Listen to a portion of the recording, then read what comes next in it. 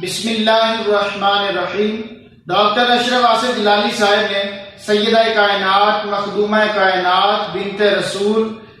رضی اللہ تعالی عنہا کے متعلق جو الفاظ کہے ہیں، جو کہ آپ سب نے سوشل میڈیا پر سنے بھی ہیں، ان پر علماء کرام نے گرفت فرمائی، تو ڈاکٹر صاحب نے بجائے اپنے الفاظ سے رجوع کرنے کے انہوں نے اس کے اندر مختلف تعویلات کرنا شروع کر دی اور اس خطا کو خطا اجتہادی کا نام دے کر اپنے آپ کو بچانے کی کوشش کی۔ لیکن میں عرض کروں گا کہ اس کو خطا اجتہادی سے تعبیر بھی نہیں کیا جا سکتا، وہ اس لیے کہ مسائل شرع جو ہیں وہ دو طرح کے ہیں۔ ایک وہ مسائل جو مسائل منسوسہ ہیں۔ مسائل منسوسہ ان مسائل کو کہا جاتا ہے جن کے بارے میں شرع شریف میں بالخصوص نص موجود ہو، جیسا کہ نماز کی فرضیت ہے، اور دوسری قسم ان مسائل کی ہے جن کو مسائل اجتہادیہ کہا جاتا ہے۔ مسائل اجتہادیہ وہ مسائل ہوتے ہیں جن کے بارے میں شرع شریف میں بالخصوص نص موجود نہ ہو، جیسا کہ امام شاطبی رحمۃ اللہ تعالی علیہ الاعتصام کے اندر ارشاد فرماتے ہیں، المسائل الاجتہادیۃ ہی التی لا نص فیہا من کتاب ولا سنت، کہ مسائل اجتہادیہ وہ مسائل ہوتے ہیں جن کے بارے میں قرآن و سنت کے اندر بالخصوص کوئی تشریح نہیں ہوتی۔ اور پھر مسائل اجتہادیہ کئی طرح کے ہو سکتے ہیں۔ ایک وہ مسائل جنہیں ایک سے زائد شرعی دلیلوں میں سے ہر ایک اپنی طرف کھینچے اور مسئلہ دونوں کے درمیان میں متردد ہو، شارع کا قصد اثبات اور دوسرے میں قصد نفی واضح ہو۔ اور یوں ہی وہ مسائل جن میں ایسی دلیل نہ پائی جائے جس پر عمل کا وجوب واضح ہو، اور وہ مسائل جنہیں ایک سے زائد نصوص اپنی طرف کھینچیں جبکہ ان میں سے ہر نص سند کے لحاظ سے مقبول اور دلالت میں واضح ہو، اور وہ مسائل جن میں نص تو موجود ہو لیکن اس کی دلالت پر اتفاق نہ ہو، اور طرفین میں سے ہر ایک کا استدلال قوی ہو، جیسا کہ لفظ ثلاثۃ قروء جو ہے قرآن کریم میں استعمال ہوا، اور اصول فقہ کی ابتدائی ابحاث کے اندر اس پر بحث ہوتی ہے کہ اس سے حیض مراد ہے یا طہر مراد ہے۔ تو اب یہاں دلالت جو ہے وہ نص کی واضح نہیں ہے، اس لیے اس کے اندر اختلاف ہو گیا، تو یہ اجتہادی مسئلہ ہے۔ بہرحال مسئلہ میراث نبوی صلی اللہ علیہ وسلم ایک ایسا مسئلہ ہے جس میں ایک سے زائد نصوص سالمہ عن المعارض موجود ہیں، جیسا کہ حضرت ابو ہریرہ رضی اللہ تعالی عنہ سے مروی ہے۔ صلی اللہ تعالی علیہ وسلم نے ارشاد فرمایا، لا یقسم ورثتی دینارا ما ترکت بعد نفقۃ نسائی ومؤنۃ عاملی فہو صدقۃ، او کما قال رسول اللہ صلی اللہ علیہ وسلم۔ صحیح بخاری اور ابن حبان کے اندر یہ روایت موجود ہے۔ حضرت ابو بکر صدیق رضی اللہ تعالی عنہ سے مروی ہے کہ رسول اللہ صلی اللہ تعالی علیہ وسلم نے ارشاد فرمایا، لا نورث ما ترکنا صدقۃ، یہ صحیح بخاری کے الفاظ ہیں، اور صرف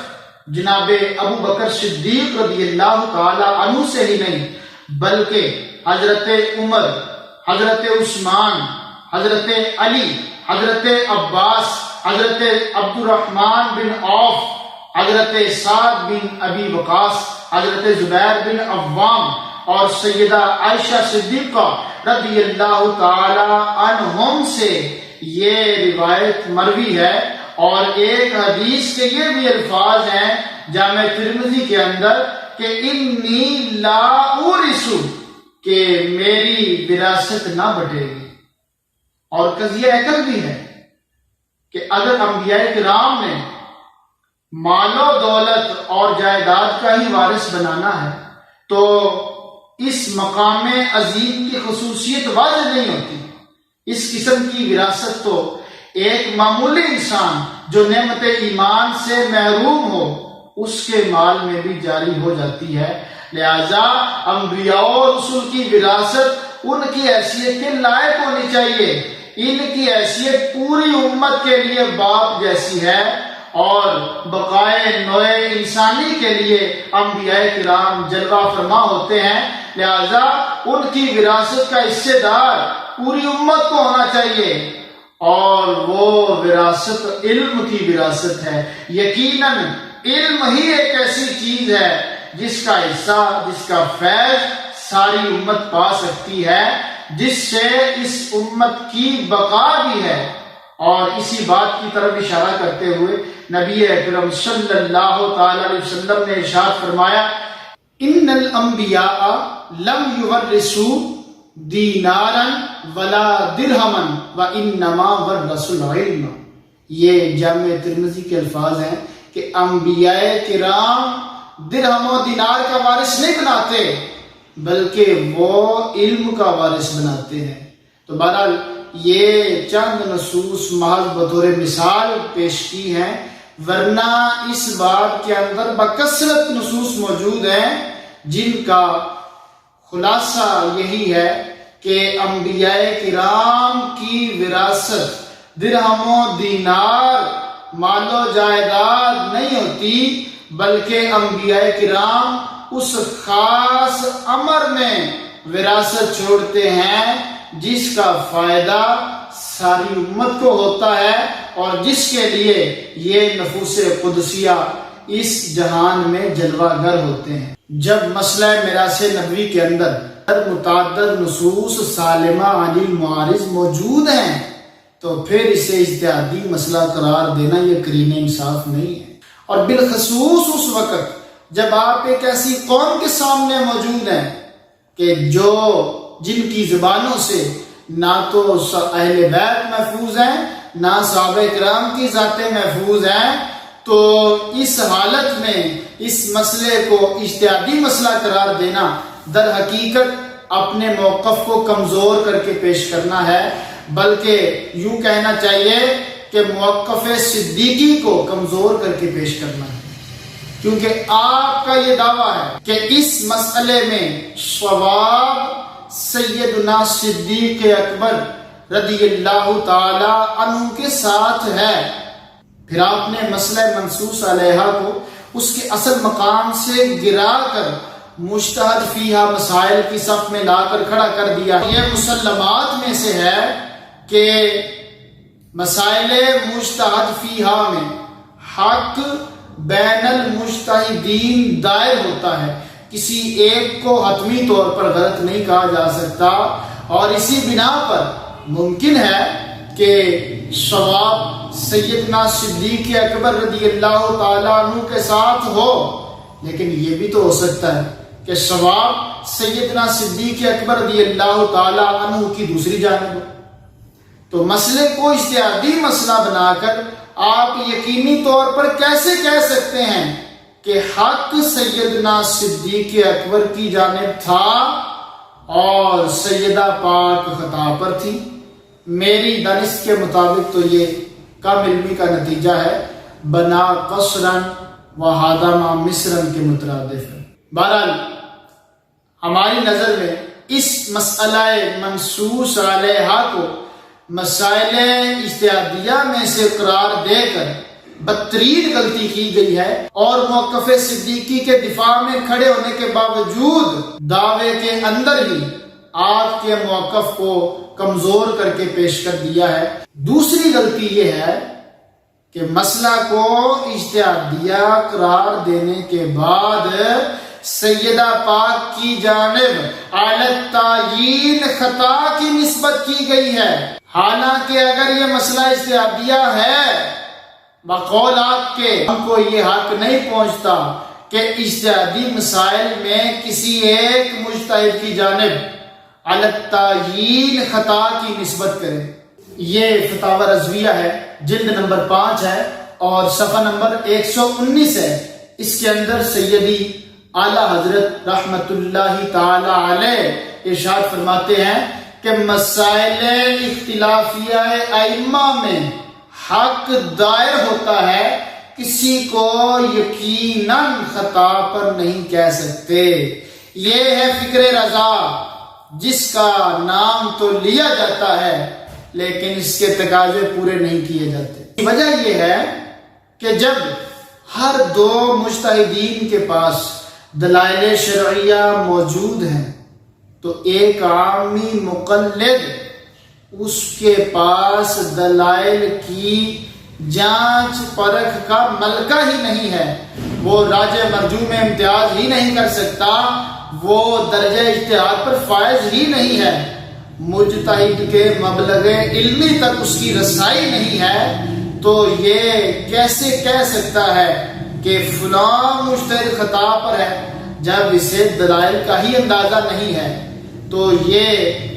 التعیین کسی ایک مجتہد کی طرف خطا کی نسبت کیسے کر سکتا ہے؟ اور پھر یہ حکم تو عام ائمہ مجتہدین کا ہے، لیکن جب بات رسول اللہ صلی اللہ تعالی علیہ وسلم کے صحابہ کرام کی آ جاتی ہے تو حد ادب اور زیادہ بڑھ جاتی ہے، اس مقام پر احتیاط اور بڑھ جاتی ہے۔ ان کے آپس کے معاملات میں تو ہمیں کف لسان کا حکم ہے۔ تاجدار گولڑا پیر سید میر علی شاہ صاحب رحمۃ اللہ تعالی علیہ ملفوظات میریہ کے صفحہ نمبر 111 پر ارشاد فرماتے ہیں صحابہ کرام کے جو آپس کے معاملات ہیں ان کے متعلق کہ ان کے اس باہمی اختلاف کا فیصلہ کرنے کا اختیار ہمیں تو نہیں دیا گیا، اور نہ ہی ہم سے سوال ہوگا کہ تم نے فیصلہ کیوں نہیں کیا، اور نہ ہم اس وقت اور موقع پر حاضر تھے، اور نہ ان کے تنازع کے درمیان بولنا ہمیں زیب دیتا ہے۔ اور علامہ قرطبی فرماتے ہیں لا يجوز ان ينسب الى احد من الصحابہ خطأ مقطوع به اذ كانوا كلهم اجتهدوا فيما فعلوه وارادوا الله عز وجل فهم كلهم لنا ائمة وقد تعبدنا بالكف عما شجر بينهم والا نذكرهم الا بأحسن الذكر لحرمة الصحبة وَلِنَهْيِ النَّبِيِّ صلی اللہ علیہ وآلہ وسلم عن سبهم وَأَنَّ اللَّهَ غَفَرَ لَهُمْ وَأَخْبَرَ بِالرِّضَا عَنْهُمْ، یعنی کسی صحابی کی طرف یقینی طور پر خطا کی نسبت جائز نہیں ہے، کیونکہ سبھی نے اپنے افعال میں اجتہاد سے کام لیا اور ذات باری تعالیٰ کی خوشنودی حاصل کرنے کا ارادہ کیا۔ وہ سبھی ہمارے ائمہ ہیں اور ہم ان کے بیچ ہونے والے تنازعات سے متعلق خاموشی کے مکلف ہیں اور اس بات کے پابند ہیں کہ حرمت صحبت کے سبب اور نبی کریم صلی اللہ علیہ وسلم کی جانب سے انہیں برا بھلا کہنے سے نہی کے باعث ان کا صرف اور صرف اچھا ذکر ہے۔ اس مقام پر اہل ایمان کو دعوت انصاف دینا چاہتا ہوں کہ جب مسائل اجتہادیہ میں صحابہ کرام کی طرف یقینی خطا کی نسبت جائز نہیں ہے تو پھر جس عجیب و غریب انداز میں سیدہ طیبہ طاہرہ کی جانب خطا کی نسبت کی گئی، اس کا تکرار کیا گیا،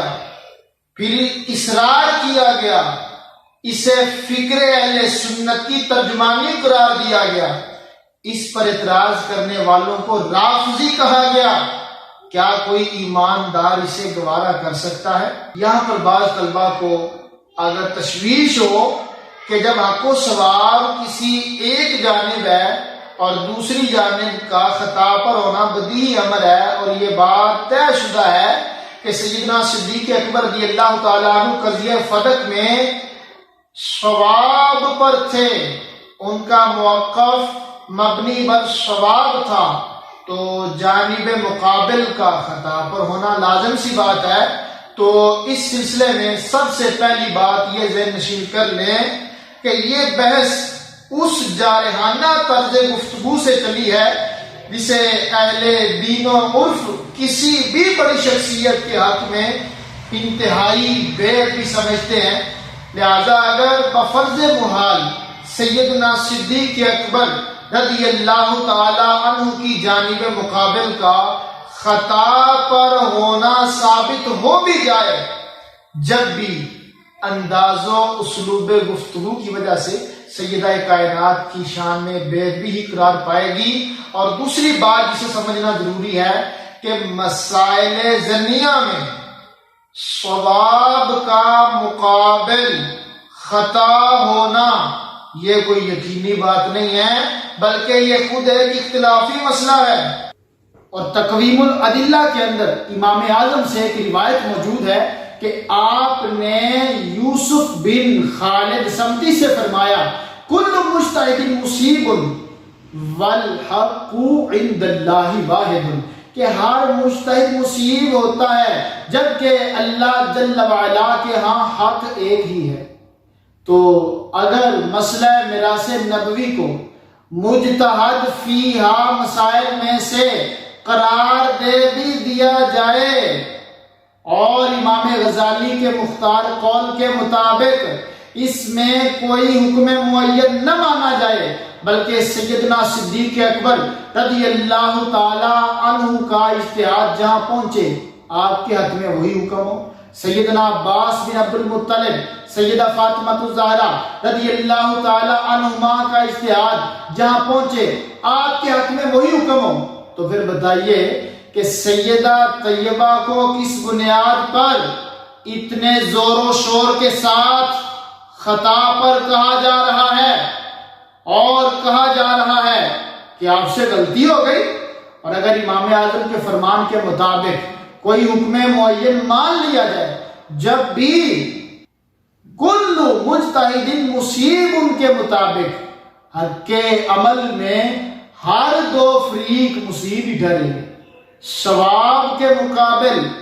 خطا کا آنا یقینی امر نہیں ہے۔ اور حق یہ ہے کہ سیدہ پاک رضی اللہ تعالی عنہ کے سامنے نص قرآنی موجود تھی، اور یہ جو میراث نبوی صلی اللہ علیہ وسلم کے تعلق سے روایات ہیں اس وقت تک آپ تک یہ نہیں پہنچی تھی، اور قبل از بلوغ خطاب مکلف معذور ہوتا ہے الا یہ کہ اس کی جانب سے تقصیر فی طلب پائی جائے، اور ورنہ تو تکلیف ما لا یطاق لازم آ جائے گی۔ لا یکلف اللہ نفسا الا وسعها، اور تقویم الادلہ کے اندر یہ بات موجود ہے الخطاب النازل من السماء یعتبر عدما فی حق من لم یبلغه ولم یقصر فی طلبه وحال البلوغ الیہ معتبر فی حقه بابتداء الشرع لیکون التکلیف بقدر الوسع۔ خطاب سماوی جس تک نہ پہنچے اس کے حق میں معدوم شمار ہوگا، جبکہ اس نے طلب میں کوتاہی نہ کی ہو، جبکہ اس نے طلب میں کوتاہی نہ برتی ہو، نہ اس تک پہنچنے کے وقت اس کے حق میں ابتدائے شرع شمار ہوگا، تاکہ تکلیف ما لا یطاق لازم نہ ہے۔ اسے یوں تعبیر کریں کہ سیدہ پاک رضی اللہ تعالی عنہ کے مطالبہ سے قبل گویا فرمان رسالت صادر ہی نہ ہوا تھا، جب آپ مطالبہ فرما چکی ان کے حق میں اسی وقت فرمان رسالت صلی اللہ علیہ وسلم جاری ہوا کہ انبیاء کی وراثت تقسیم نہیں ہوتی۔ اب سیدہ پاک کی شان میں بار بار لفظ خطا اور لفظ غلطی بولنے والے یہ سمجھائیں کہ وہ کس پیرائے میں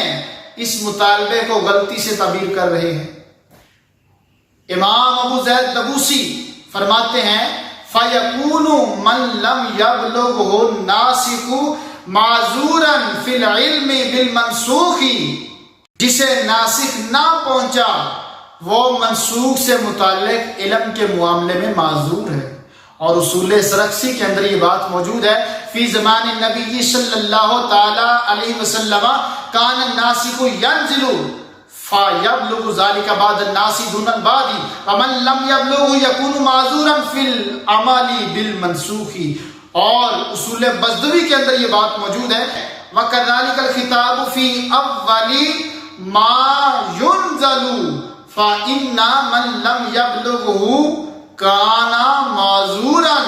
مِثْلَ مَا رَوَيْنَا فِي قِصَّةِ آلِ قُبَاء وقصة تحریم الخمر قال اللہ تعالی وما كان اللہ لیضيع ایمانکم وقال اللہ تعالی لیس علی الذین آمنوا وعملوا الصالحات جناح فیما طعموا. اور اس کی شرح کے اندر جو تفصیل ہے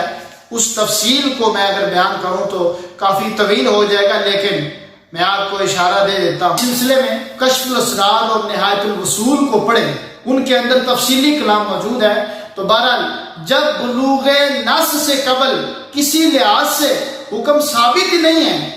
نہ وجوب امتثال کے لحاظ سے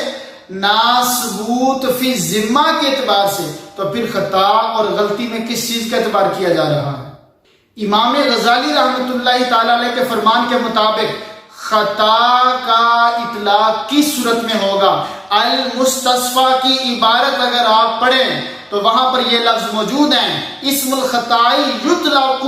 علی من طلب شیئا فلم یصب او علی من وجب علیہ الطلب فقصر ولا یتحقق شیء منہ فی محل النزاع. کہ خطا کا اطلاق صرف دو صورتوں میں ہو سکتا ہے کہ نمبر ایک، کسی چیز کی طلب کی مگر پا نہ سکا تو خطا پر ہے. اب بتائیے کیا جناب سیدہ رضی اللہ تعالیٰ عنہ کے متعلق ایسا تصور کیا جا سکتا ہے؟ اور دوسری صورت یہ ہے کہ جس پر طلب لازم تھی وہ طلب کے اندر کوتاہی کرے. اب کیا معاذ اللہ ثم معاذ اللہ کوتاہی کا الزام بھی سیدہ پاک پر لگایا جائے گا؟ تو جب کسی صورت میں بھی خطا کا اطلاق نہیں ہو سکتا، خطا اجتہادی کا بھی اطلاق نہیں ہو سکتا، تو آپ کس منہ سے کہتے ہیں کہ ہم نے خطا بول کر عقیدہ اہل سنت بیان کیا ہے؟ آپ نے تو حقیقت میں اہل سنت کے اکابرین کی سب عبارات کی ردیاں بکھیر دی ہیں. ان کا جو نظریہ تھا، اکابرین اہل سنت جو فکر دے کر گئے تھے، آپ نے اس کی ترجمانی نہیں کی بلکہ آپ نے اس کی مخالفت کی ہے. اب یہاں پر ڈاکٹر صاحب نے اپنے اس معاملے کو ثابت کرنے کے لیے آپ نے فوات الرحمود کی عبارت پڑھی ہے. اس عبارت کے اندر کیا لکھا ہے آپ وہ عبارت بعین ہی ملاحظہ فرمائیں اور اس پر غور کریں، ناظرین غور کریں، اور پھر مجھے بتائیں کہ کیا ڈاکٹر صاحب کا اس سے استدلال کرنا بنتا ہے. فوات الرحمود کے الفاظ کیا ہیں؟ وَأَهْلُ الْبَيْتِ كَسَائِرِ الْمُجْتَهِدِينَ يَجُوزُ عَلَيْهِمُ الْخَطَاءُ فِي اجْتِهَادِهِمْ وَهُمْ يُصِيبُونَ وَيُخْطِئُونَ وَكَذَا يَجُوزُ عَلَيْهِمُ الزَّلَّةُ وَهِيَ وُقُوعُهُمْ فِي أَمْرٍ غَيْرِ مُنَاسِبٍ لِمَرْتَبَتِهِمْ مِنْ غَيْرِ تَعَمُّدٍ كَمَا وَقَعَ مِنْ سَيِّدَةِ النِّسَاءِ رَضِيَ اللَّهُ تَعَالَى عَنْهَا مِنْ هِجْرَانِهَا خَلِيفَةَ رَسُولِ اللَّهِ صَلَّى اللَّهُ عَلَيْهِ وسلم حِينَ مَنَعَهَا فَدَكَ من جہت المراثی ولا ذنب فیہ. یعنی اہل بیت کرام دیگر مجتہدین کی مانند ان سے خطا اجتہادی ممکن ہے اور وہ اپنے اجتہادات میں مصیب بھی ہو سکتے ہیں، مخطئ بھی ہو سکتے ہیں، اور یوں ہی ان پر لغزش بھی جائز ہے. لغزش کا مطلب یہ ہے کہ ان نفوس قدسیہ کا بلا ارادہ کسی ایسے معاملے میں پڑ جانا جو ان کی شان اور مرتبے کے لائق نہیں ہے. جیسے سیدہ طیبہ رضی اللہ تعالیٰ عنہ سے رسول اللہ صلی اللہ علیہ وسلم کے خلیفہ کا ہجران ہوا اور جناب ابوبکر صدیق نے ان کو فدق بطور میراث دینے سے منع کیا اور اس میں کوئی گناہ نہیں. یہ ترجمہ ہے اور خلاصہ ہے. اب میں سمجھتا ہوں کہ معمولی سمجھ والا بندہ بھی اس عبارت کو اگر غور سے پڑھے تو یہ نہیں کہے گا کہ صاحب فوات الرحمود نے تقاضۂ فدق کو خطا اجتہادی قرار دیا ہے جیسا کہ ڈاکٹر صاحب اس کا دعویٰ کر رہے ہیں. لیکن چونکہ بار بار زور دیا جاتا ہے کہ صاحب فوات الرحمود پر فتویٰ لگاؤ، انہوں نے لکھا ہے خطا اجتہادی ہے، تو میں چند گزارشات کرتا ہوں. سب سے پہلے اس بات پر توجہ کی جائے کہ اس عبارت کے اندر دو چیزیں ہیں واضح طور پر. نمبر ایک خطا اجتہادی، نمبر دو لغزش. اگر کما وقع من سیدۃ النساء اتنے الفاظ کو خطائے اجتہادی کی مثال بنایا جائے تو سوال یہ ہوگا کہ اسے لغزش کے بعد ذکر کرنے کی کیا وجہ ہے؟ جب مثال خطائے اجتہادی کی ہے تو اسے خطائے اجتہادی کے ساتھ متصل ذکر کیوں نہیں کیا گیا؟ اور قرب کی وجہ سے یہ لغزش کی مثال تو بن سکتی ہے، لیکن خطائے اجتہادی کی مثال بنانا جو کہ بعید ہے، اس پر کون سا قرینہ آپ کے پاس ہے؟ اور فواتح الرحمود کے اندر ہی آگے چل کر اہل بیت کرام سے اجتہادی اختلافات کی مثالیں موجود ہیں، تو اگر اس مثال کو بھی خطائے اجتہادی کی مثال بنانا ہے تو پھر علامہ عبدالعلی صاحب فواتح الرحمود پر اعتراض یہ ہوگا کہ خطائے اجتہادی اور لغزش دو چیزیں ذکر فرمائیں، ان میں سے ایک کی تو کئی مثالیں دے دی اور دوسری کو مثال ہی نہ دی، اور یہ کسی ذی شعور سے ممکن نہیں ہے۔ خلاف اس کے اگر اس کو خطائے اجتہادی کی بجائے ذلت یعنی لغزش کی مثال قرار دے دیا جائے تو علامہ کی عبارت بے غبار ہو جاتی ہے، پھر مفہوم بالکل درست ہو جاتا ہے، اور اس صورت میں آپ کا مدعا باطل ہو جاتا ہے۔ لہذا درست یہی ہے کہ لغزش کی مثال ہے، اس کو خطائے اجتہادی کی مثال نہیں قرار دیا جا سکتا، اور لفظ کما وقع جو مثل وقوع کے معنی میں ہے، اس کی وحیہ وقوعہم کے ساتھ جو مناسبت تامہ ہے، گویا یہ اس بات کی تصریح کر رہی ہے کہ یہ مثال وحیہ وقوعہم یعنی لغزش کی مثال ہے۔ اور آخری جملہ لا ذنب فیہ یعنی اس میں کوئی گناہ نہیں۔ آپ تھوڑا سا غور کریں، یہ کس کے بارے میں ہے؟ خطائے اجتہادی کے اندر تو ذنب اور گناہ کا کنسیپٹ ہی نہیں ہے، اس لیے کہ وہ تو عین ثواب ہوتا ہے۔ جب اس کے اندر ثواب ہوتا ہے، اس کے اندر گناہ کا کوئی تصور ہی نہیں ہوتا، تو لا ذنب فیہ کیا کر گناہ کی نفی کرنے کی کیا ضرورت ہے؟ تو یقیناً یہ مثال لغزش کی مثال ہے، خطائے اجتہادی کی مثال نہیں ہو سکتی۔ اور اہم بات یہ ہے کہ اس مثال پر خطائے اجتہادی کی تعریف کسی بھی زاویے سے درست ثابت نہیں ہوتی، لیکن لغزش کی بیان کردہ تعریف اس پر بالکل صادق آ رہی ہے۔ تو کتنی بڑی زیادتی ہے کہ جب خطائے اجتہادی کی تعریف اس پر صادق نہیں آتی، اس کو صرف اپنی بات اور اپنا مقصد حل کرنے کے لیے خطائے اجتہادی کی مثال قرار دے کر جوڑ توڑ ملا کر اپنا مدعا دھوکے کے ساتھ ثابت کر لیا جائے۔ حاصل گفتگو یہ ہے کہ مسئلہ میراث نبوی صلی اللہ علیہ وسلم اجتہادی مسئلہ نہیں ہے، بلکہ منصوص علیہا مسائل میں سے ہے۔ اور اگر یہ مسئلہ اجتہادی مسئلہ ہو بھی، جب بھی مسائل اجتہادیہ میں مقلد کو حق نہیں پہنچتا، عامی مقلد کو حق نہیں پہنچتا کہ معین مجتہد کی جانب یقینی طور پر خطا کی نسبت کرے، اور صحابہ کے آپس کے معاملات میں تو ہمیں جج بننے کی جرات ہی نہیں کرنی چاہیے، اور نہ ہی شریعت ہمیں اس کی اجازت دیتی ہے۔ ہم ان کا ذکر خیر کرنے کے پابند ہیں، اور مسائل ظنیہ میں ثواب کے مقابل خطا کا ہونا یہ کوئی یقینی امر نہیں ہے، اور جس تک نص نہ پہنچی ہو اور اس معاملے میں مکلف کی کوتاہی کا دخل بھی نہ ہو تو اس کے حق میں گویا حکم نازل ہی نہیں ہوا، اور جب اسے حکم پہنچے گا اس کے حق میں وہیں سے ابتداء شرع شمار ہوگا، اور خطا کا اطلاق مخصوص صورتوں میں ہوتا ہے، جبکہ محل نظام میں ان میں سے کوئی بھی صورت متحقق نہیں ہے۔ اور سیدہ طیبہ رضی اللہ تعالی عنہا کے مطالبہ فدق کو